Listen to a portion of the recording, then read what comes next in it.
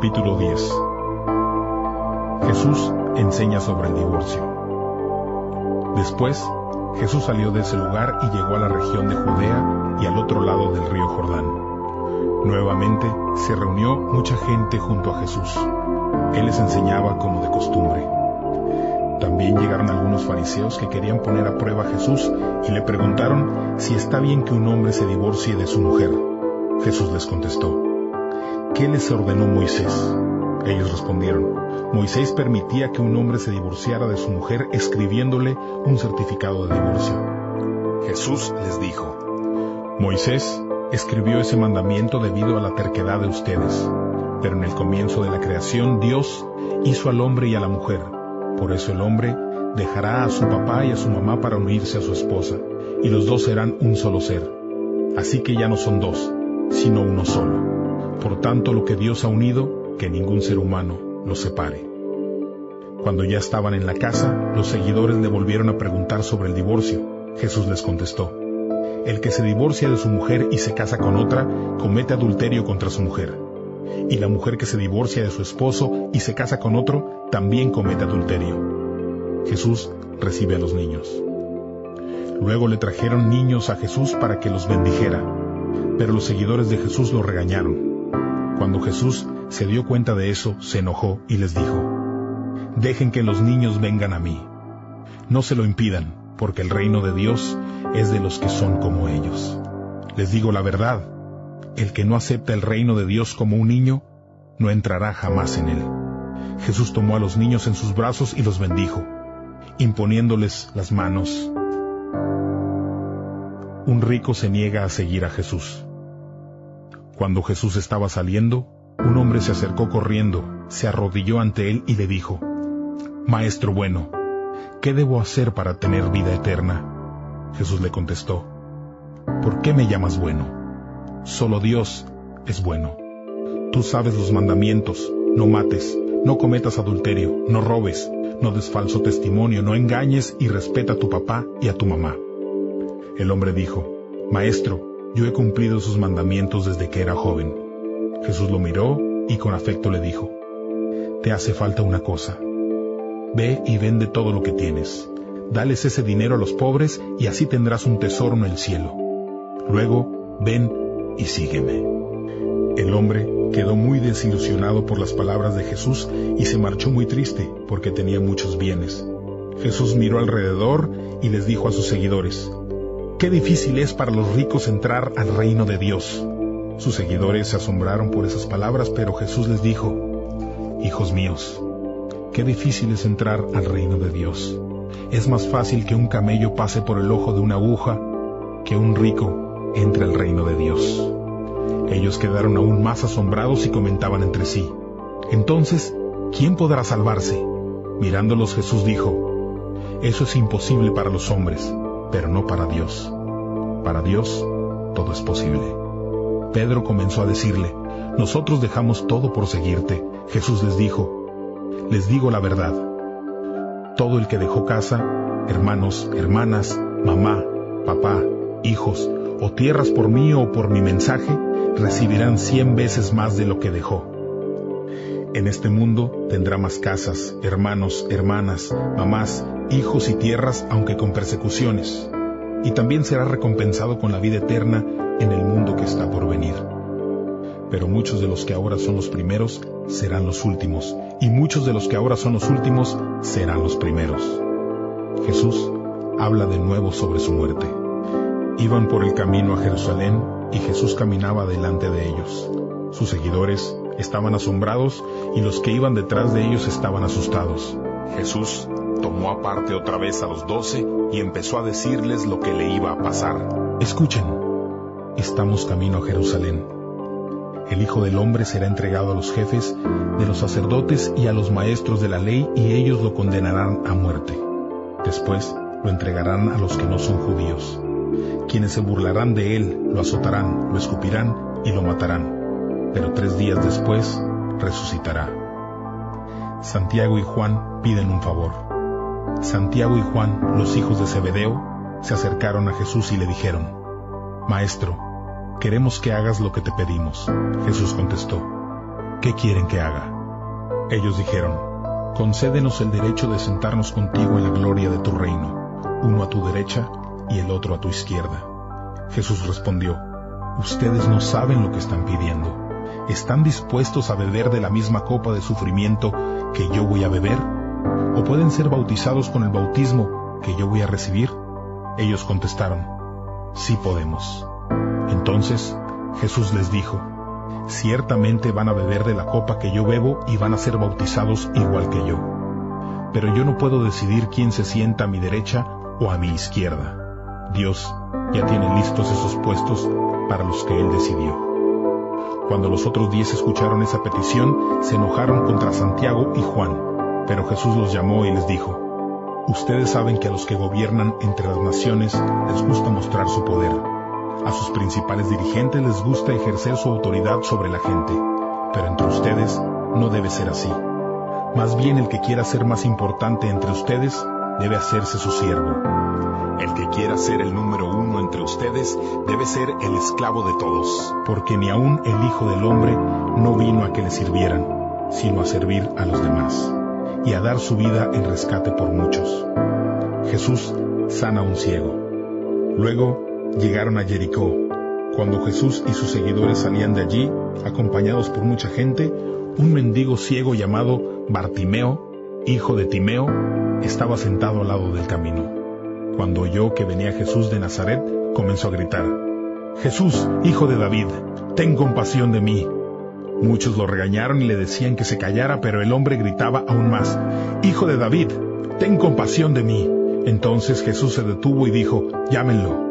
Llamaron al ciego y le dijeron, anímate y levántate, Jesús te está llamando. El ciego se quitó el manto, dio un salto y fue a donde estaba Jesús. Jesús le dijo, ¿qué quieres que haga por ti? El ciego respondió, Maestro, quiero ver de nuevo. Jesús le dijo, puedes irte, tu fe te ha sanado. Enseguida, el hombre pudo ver y siguió a Jesús por el camino. Capítulo 11. Jesús entra a Jerusalén. Cuando estaban cerca de Jerusalén, en los pueblos de Betfagé y Betania, cerca del monte de los Olivos, Jesús llamó a 2 de sus seguidores y les dijo, vayan a la aldea que está enfrente y tan pronto lleguen, encontrarán atado un burro que nadie ha montado. Desátenlo y tráiganlo. Y si alguien les pregunta por qué están haciendo eso, díganle que el Señor lo necesita y que pronto lo devolverá. Los 2 seguidores se fueron y encontraron el burro atado en la calle cerca de una puerta. Ellos lo desataron y unos que estaban allí les preguntaron, ¿qué hacen desatando ese burro? Los seguidores respondieron lo que Jesús les había dicho y ellos los dejaron ir. Entonces llevaron el burro a Jesús, pusieron los mantos de ellos encima y Jesús se sentó. Mucha gente extendió sus mantos en el camino, otros cortaban ramas de los árboles y las extendían en el camino. Los que iban adelante y los que iban atrás gritaban, ¡Viva el Salvador! Bendito el que viene en el nombre del Señor.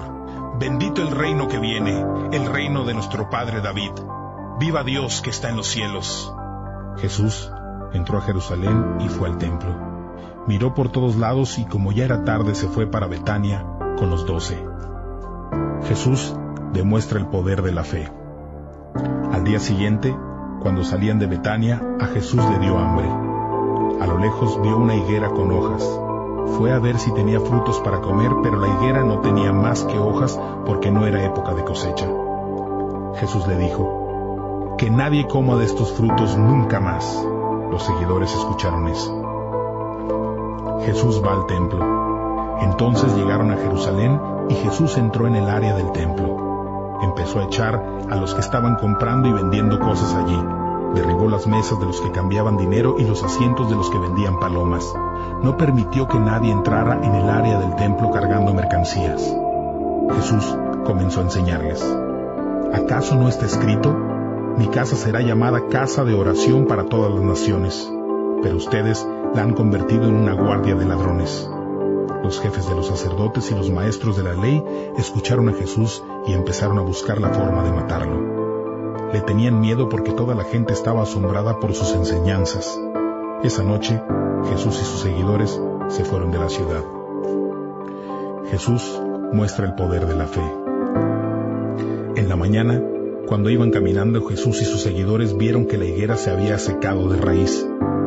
Pedro recordó lo que había dicho Jesús antes y dijo: «Mira, maestro, se secó la higuera que maldijiste ayer». Y Jesús contestó: «Tengan fe en Dios, les digo la verdad.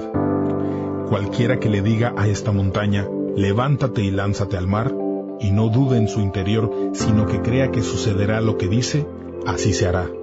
Por eso les digo que cuando pidan algo en sus oraciones, pídanlo convencidos de que ya lo han recibido, y entonces todo lo que pidan será suyo. Y cuando estén orando, perdonen lo que tengan contra alguien para que su Padre, que está en el cielo, también les perdone sus pecados a ustedes». Discusión sobre la autoridad de Jesús. Regresaron a Jerusalén. Cuando Jesús caminaba por el área del templo, los jefes de los sacerdotes y los maestros de la ley se le acercaron. Le dijeron a Jesús: «¿Con qué autoridad haces esto? ¿Quién te la dio?».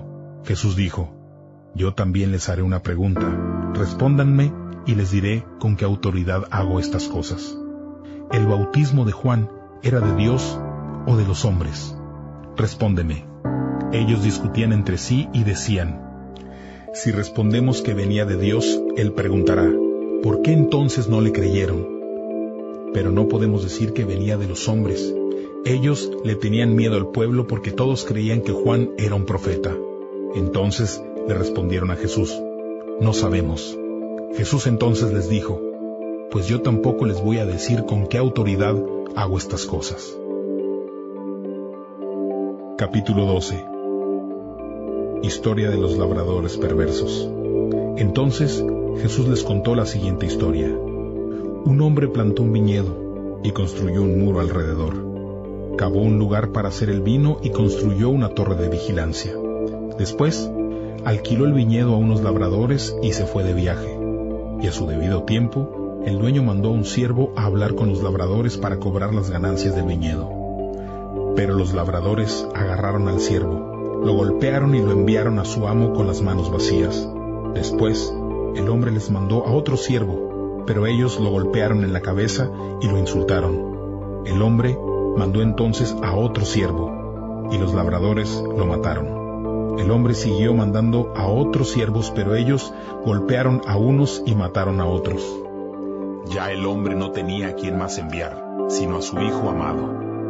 El hombre lo envió por último y pensó: «A mi hijo sí lo respetarán». Pero los labradores se dijeron unos a otros: «Este es el heredero, vamos a matarlo para quedarnos con la herencia». Así que lo agarraron, lo mataron y luego lo tiraron fuera del viñedo. ¿Qué hará después el dueño del viñedo? Irá al viñedo, matará a los labradores y lo dará a otros. Seguramente habrán leído las escrituras que dicen: «La piedra que los constructores rechazaron se ha convertido en la piedra principal». Esto fue lo que hizo el Señor, y es maravilloso verlo. Querían arrestarlo porque sabían que la historia que había contado se trataba de ellos. Pero como tenían miedo de la gente, entonces lo dejaron y se alejaron de Jesús. El pago de impuestos.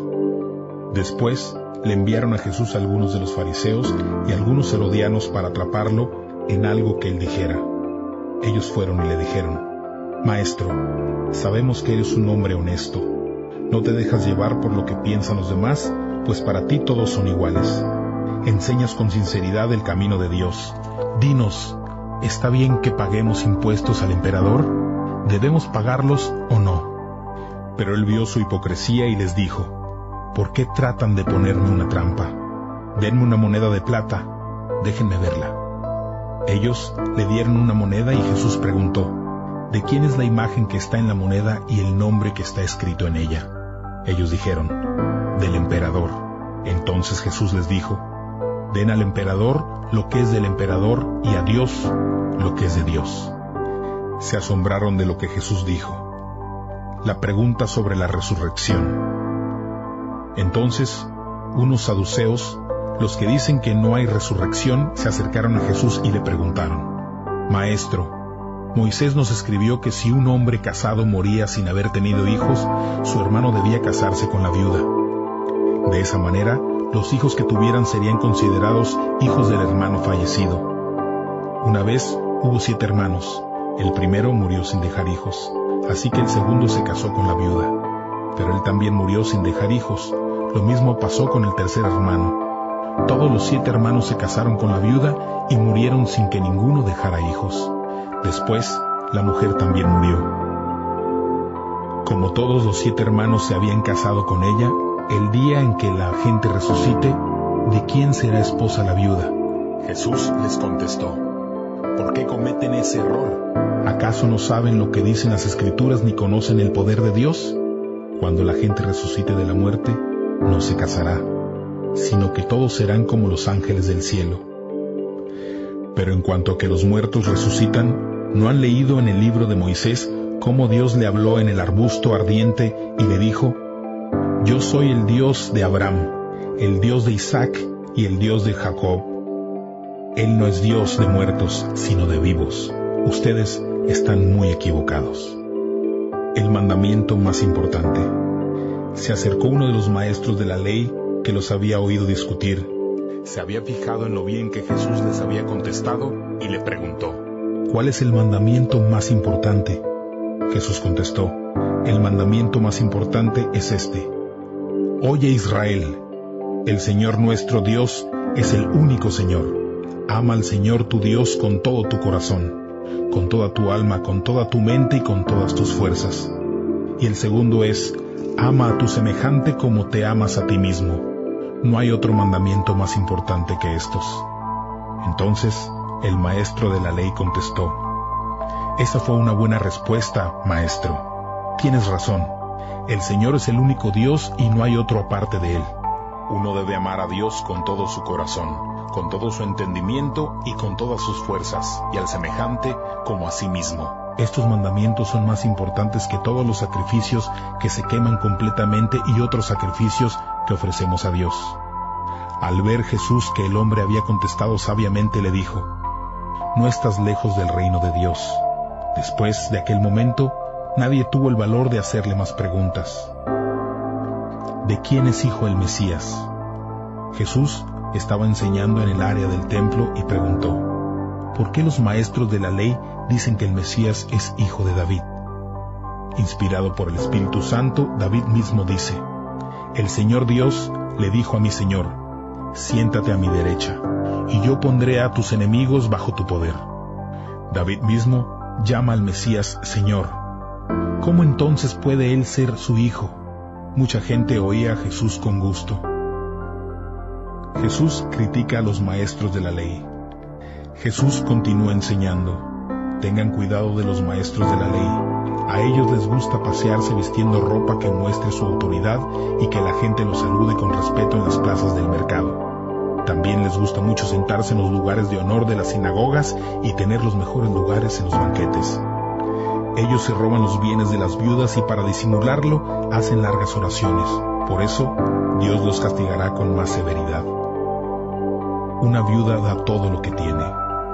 Jesús estaba sentado cerca de la caja del dinero del templo y veía cómo la gente daba sus ofrendas. Muchos ricos daban bastante dinero. Luego vino una viuda y dio 2 pequeñas monedas de cobre que valían muy poco. Jesús llamó a sus seguidores y les dijo: les digo la verdad, esa pobre viuda echó más que todos los demás a la caja del tesoro del templo, porque los demás dieron de lo que les sobraba, pero ella, a pesar de su pobreza, entregó todo lo que tenía para vivir. Capítulo 13. Jesús anuncia la destrucción del templo. Jesús iba saliendo del área del templo cuando uno de los seguidores se acercó y le dijo: Maestro, mira qué piedras tan hermosas y qué edificios tan grandiosos. Jesús le dijo: ¿te refieres a estos edificios grandes?